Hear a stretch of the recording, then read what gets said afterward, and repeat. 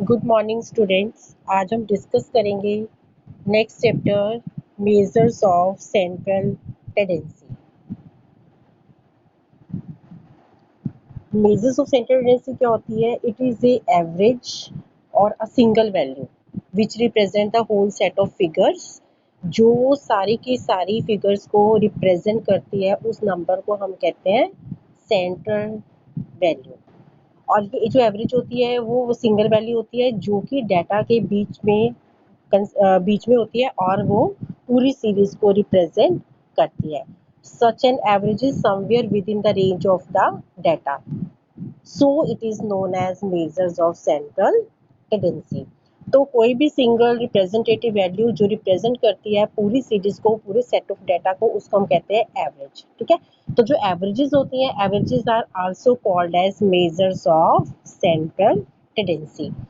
तो बहुत लंबा जो नंबर होता है, बहुत लंबे जो नंबर्स होते हैं, उनको एनालाइज करना बहुत मुश्किल होता है। ठीक है, तो डाटा की कॉम्प्लेक्सिटी को कम करने के लिए और उसको कंपेरेबल बनाने के लिए, ताकि हम उसको आसानी से उसकी जो है वो तुलना कर सकें, हम उसको रिड्यूस करते हैं एक सिंगल फिगर में जो कि रिप्रेजेंट करे पूरी की पूरी सीरीज को। अब इसमें एक डेफिनेशन है क्लार्क की। Average is a single figure that represent the whole group. Average एक वो सिंगल नंबर है जो पूरे के पूरे ग्रुप को रिप्रेजेंट करता है। Next topic is purpose and functions of average. तो पर्पस क्या होता है, फंक्शन क्या होता है एवरेज का? एक तो फर्स्ट है इसमें ब्रीफ डिस्क्रिप्शन। मेन पर्पस क्या होता है एवरेज का?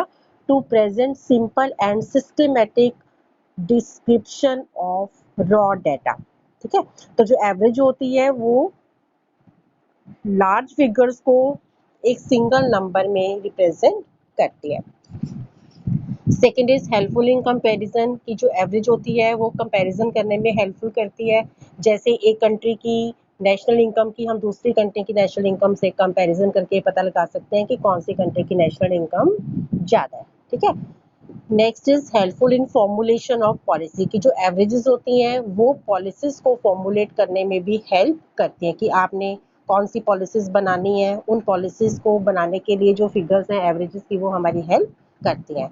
Next is basis of statistical analysis, की जो एवरेजेस होती हैं वो बेस होता है किसी भी एनालिसिस का। ठीक है, जैसे मान लो हम देखना चाहते हैं कि किसी क्लास में स्टूडेंट्स का जो मार्क्स है वो कितने हैं, तो हम उसको क्या करते हैं, एवरेज में रिप्रेजेंट करते हैं। कितने स्टूडेंट्स फर्स्ट डिवीजन में है, इतने सेकंड में एंड इतने थर्ड में। तो दो सेक्शंस है अगर, तो दो सेक्शंस का हम आपस में कंपैरिजन कर सकते हैं, कंक्लूजन निकाल सकते हैं डीपली इंफॉर्मेशन को स्टडी करके। Next is representative of the universe, की जो एवरेजेस होती हैं वो पूरे यूनिवर्स और पूरे पॉपुलेशन को रिप्रेजेंट करते हैं।